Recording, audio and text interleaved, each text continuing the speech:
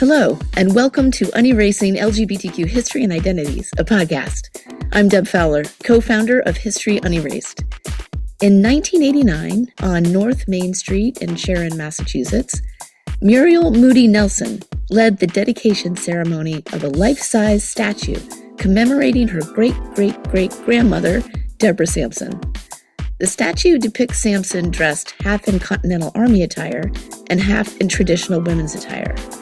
For more than 2 centuries, historians have debated not only what Deborah Sampson accomplished, but also what her life tells us about negotiating and contesting ideas about gender and belonging in early America. Take it away, Kathleen. When we picture the American Revolution, the same iconic images usually come to mind.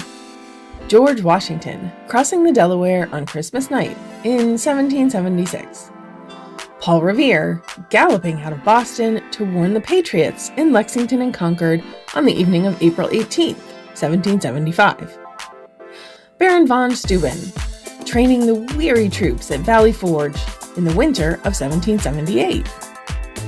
These are the heroes commemorated in paintings, poems, and monuments. But what if one of the Revolution's most extraordinary soldiers was someone that no one expected to see on the battlefield? What if one of the Continental Army's bravest veterans had to hide who they were simply to serve? Deborah Sampson was born on December 17, 1760, in Plimpton, Massachusetts, not far from where her ancestors helped establish the Plymouth colony in 1620. The colonies were still under British rule when Sampson was a child. Property rights for women were limited, and political participation was virtually non-existent. Military service was unthinkable. At the same time, ideas about liberty, equality, and natural rights filled newspapers, taverns, churches, and town meetings. Colonists increasingly argued that individuals possessed rights that no government could take away. Ironic, isn't it? Many of those same people who proclaimed that all men are created equal excluded women, enslaved people, indigenous peoples, and countless others from those promises. Deborah Sampson grew up with those contradictions. Before she became a Revolutionary War soldier, Deborah Sampson first had to survive a childhood shaped by loss, poverty, and uncertainty. Her father disappeared while she was still very young. Whether he died at sea or abandoned the family remains uncertain. Her mother, unable to support her 7 children, placed them into different households. A few years later, when Sampson was 10 years old, she was bound out as an indentured servant to Deacon Benjamin Thomas, a farmer in Middleborough, and his family. Indentured servants were legally bound to work for a certain number of years in exchange for food and shelter. In addition to hours of hard work, Sampson found time to educate herself. She read, she listened, and she observed. And so, after completing her indenture when she was 18, she supported herself as a teacher in the summers of 1779 and 1780, and as a weaver in the winter. Much of what we know about Deborah Sampson comes from an extraordinary primary source. In 1797, a writer and Revolutionary War veteran named Herman Mann published a biography titled The Female Review, or Memoirs of an American Young Lady. The biography blends Sampson's own recollections and evidence from public records with a healthy dose of literary embellishment. Historians generally agree that Mann dramatized parts of the story, but his work remains one of our most valuable sources. Early in the book, Mann introduces Deborah Sampson with unmistakable admiration, describing her as possessing, quote, an active, aspiring, and enterprising disposition, end quote. Throughout the biography, Mann repeatedly emphasizes qualities that 18th century Americans usually associated with men: courage, discipline, independence, and physical endurance. Yet he also worked hard to reassure readers that Sampson remained virtuous and respectable, especially after her service ended.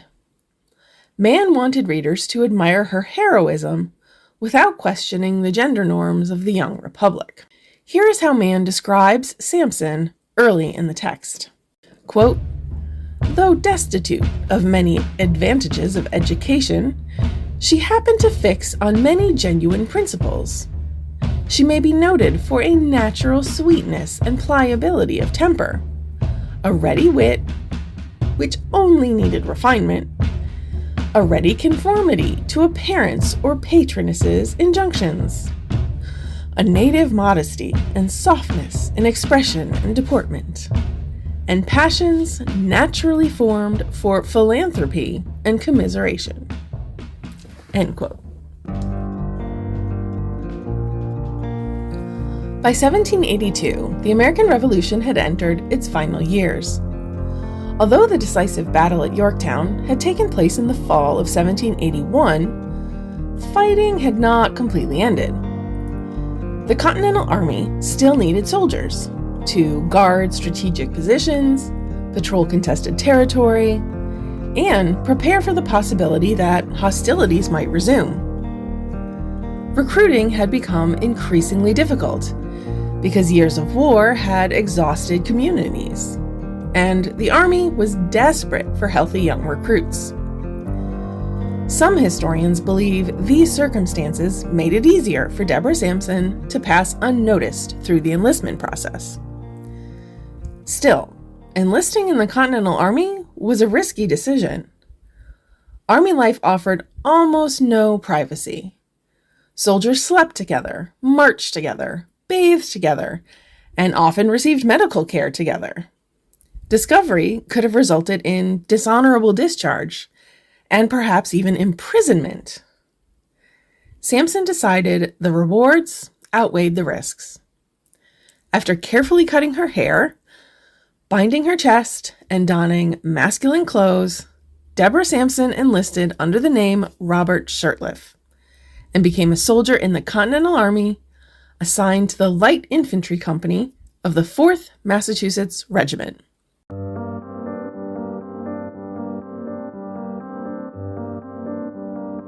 As Herman Mann describes it, quote, "On May 13th, she arrived at West Point in company with about 50 other soldiers, who were conducted there by a sergeant sent for that purpose. West Point was then an important post, where was stationed a large division of the American Army. It guarded a passage in the River Hudson, 60 miles from the city of New York." End quote. Military life was harsh for soldiers in America's Continental Army. They often endured poor food, worn clothing, disease, mud, freezing winters, and endless marches. There were long hours drilling with muskets, guard duty through cold nights, repairing roads, and building fortifications. According to military records, Robert Shirtliff did it all, earning the respect of fellow soldiers and commanding officers alike. You may be wondering if Robert Shirtliff saw any combat. Historical records indicate that he participated in several military engagements in New York. One of the most famous occurred near Tarrytown during the summer of 1782. During the fighting, he received a musket ball wound to the thigh, and another piece of ammunition struck him in the forehead. The head wound drew the attention of military surgeons, but the leg wound presented a much greater danger. Would doctors discover that Robert Shirtliff was hiding something during the examination? According to Herman Mann's account, Shirtliff made an extraordinary decision. Rather than allowing an army surgeon to examine his leg injury, Shurtleff secretly removed the musket ball using a penknife without anesthesia or antiseptic. Herman Mann describes Shurtleff carefully extracting the bullet to preserve the disguise that had become essential to his military life. And note that throughout Mann's book, he refers to Sampson using she/her pronouns. Quote, "She requested the favor of more medicine than she needed for her head, and taking an opportunity with a penknife and a needle, she extracted the ball from her thigh, which by that time had doubtless come to its feeling." End quote. In other words, that wound was probably starting to hurt like crazy. Eventually, illness accomplished what enemy soldiers could not. In 1783, Robert Shurtleff contracted a severe fever while stationed near Philadelphia. During the examination, Dr. Barnabas Binney discovered that his patient had been assigned female at birth. For unknown reasons, rather than sharing his findings immediately, Dr. Binney treated the illness but protected the secret while Shurtleff recovered. Eventually, however, Binney shared Shurtleff's secret with General John Patterson. And so, in October 1783, Robert Shurtleff received an honorable discharge from the Continental Army. 4 decades afterward, that honorable discharge would become crucial evidence in the campaign for recognition and a military pension. Here is Mann's vivid account of Robert Shurtleff's dismissal from the Army as narrated by General Patterson. Quote, "Since you have continued near 3 years in my service, always vigilant, vivacious, faithful, and in many respects distinguished yourself from your fellows, I would only ask, does that martial attire, which now glitters on your body, conceal a female's form?" The close of the sentence drew tears in his eyes, and she, meaning Sampson, fainted. He used his efforts to recover her, which he effected, but an aspect of wildness was blended in her countenance. She prostrated herself at his feet and begged her life. He shook his head, but she remembers not his reply. Bidding her rise, he gave her the letter, which he continued to hold in his hand. Reason having resumed its empire, she read it with emotions. It was interesting, pathetic, and colored with the pencil of humanity. He again exclaimed, "Can it be so?" Her heart could no longer harbor deception. Banishing all subterfuge with as much resolution as possible, she confessed herself a female. When Deborah Sampson returned home in 1783, the American Revolution was ending, but the work of building a new nation had only just begun. Like thousands of veterans, she had to figure out how to build a civilian life after military service. In 1785, Sampson married Benjamin Gannett, a farmer from Sharon, Massachusetts. Together they raised 3 children, Earl, Mary, and Patience, and also cared for an adopted daughter, Susanna Baker Shepherd. The Gannett family struggled economically, and Sampson sought ways to support the household. She chose to do something pretty remarkable for a woman in the late 18th century. She took the story of her military service to the public. Beginning in 1802, Deborah Sampson Gannett embarked on what historians often consider one of the first public lecture tours by an American woman. Imagine this production. Deborah Sampson walked onto the stage. At first, she appeared dressed in conventional women's clothing. and reminded audiences of key moments from the history of the American Revolution.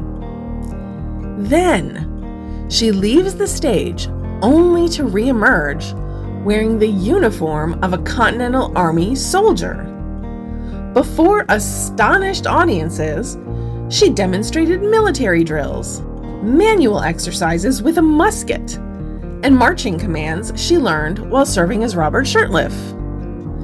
For many audience members, it was the first time they had ever heard a woman publicly recount military service from firsthand experience. One of the people impressed by Sampson's story was Paul Revere. In 1804, he wrote to a Massachusetts congressman on her behalf, asserting that he found her, quote, much more deserving than hundreds to whom Congress have been generous, end quote. Revere acknowledged that Sampson performed military service faithfully and argued that financial need should not erase that contribution. He also noted that, quote, humanity and justice obliges me to say that every person with whom I have conversed about her, and it is not a few, speak of her as a woman of handsome talents, good morals, a dutiful wife, and an affectionate parent, end quote. An interesting and important piece of information, assuring government officials that Sampson returned from her military adventures to resume more traditional female pursuits, marriage and motherhood. Recognition came slowly, and like many Revolutionary War veterans, Sampson faced years of petitions, paperwork, and repeated appeals before receiving any meaningful compensation. But finally, in 1905, the United States Congress granted her a pension of $4 per month based on disability resulting from her military service. Later legislation, in 1816, increased that support to $76.80 per year. Today, Deborah Sampson is recognized as the only woman known to have received a full military pension for combat service in the Continental Army. Deborah Sampson died in 1827 at the age of 66. Her story gradually faded from popular memory, and it wasn't until the late 20th century that historians began examining Sampson's life in greater depth. Of course, one of the challenges of studying Deborah Sampson is that almost everything we know about her comes through other people's voices. The most important contemporary source is Herman Mann's 1797 biography, The Female Review. Although Mann knew Sampson personally and drew upon interviews with her, he was also writing for an 18th century audience. His purpose wasn't simply to document facts. He also wanted to present Sampson as a patriotic hero while reassuring readers that her extraordinary military service did not threaten accepted ideas about womanhood. Mann was also very interested in bolstering his own publishing career. Thus, what could have been a straightforward biography becomes a literary work shaped by Mann's own assumptions and goals. The surviving evidence does provide us with several well-documented facts. Sampson successfully lived as Robert Shirtliff for well over a year while serving in one of the least private environments imaginable. After the war, Sampson sometimes continued to appear publicly in military uniform during lecture tours. Sampson married and bore children after her military service. What those experiences meant personally, however, remains unknown. Some scholars argue that Sampson's male identity was primarily practical, and that serving as Robert Shirtliff opened opportunities that simply did not exist for women. Military wages, adventure, public service, and some degree of independence all became possible through life as Robert Shirtliff. Other historians suggest that the ease and duration with which Sampson lived as Shirtliff invite us to consider whether the experience may also have had personal significance. beyond economic necessity. People in 18th century America undoubtedly experienced love, attraction, and diverse forms of gender expression. However, terms like lesbian, transgender, non-binary, and even sexual orientation reflect concepts and identities that developed long after Deborah Sampson's lifetime. The people of Sampson's era understood and described these experiences using a very different vocabulary and within a very different cultural framework.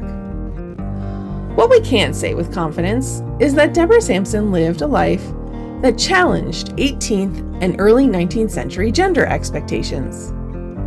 By enlisting in the Continental Army, successfully concealing her identity as a woman, petitioning for military service benefits, and embarking on a public lecture tour to support her family's financial survival, Sampson repeatedly crossed traditional gender boundaries. These experiences remind us that people have always negotiated and contested ideas about gender and gender expression. Perhaps that is Sampson's greatest contribution to the story of the American Revolution. The Revolution was founded on bold ideas about liberty, equality, and the rights of individuals. Yet those promises were not extended equally to everyone. By claiming a place in the Continental Army, and later insisting that the new nation recognize that service, Deborah Sampson tested the boundaries of those revolutionary ideals. Her life reminds us that the struggle to define who belongs, who deserves recognition, and who has the right to fully participate in American society did not end in 1783. In many ways, that conversation began with the Revolution, and it continues today.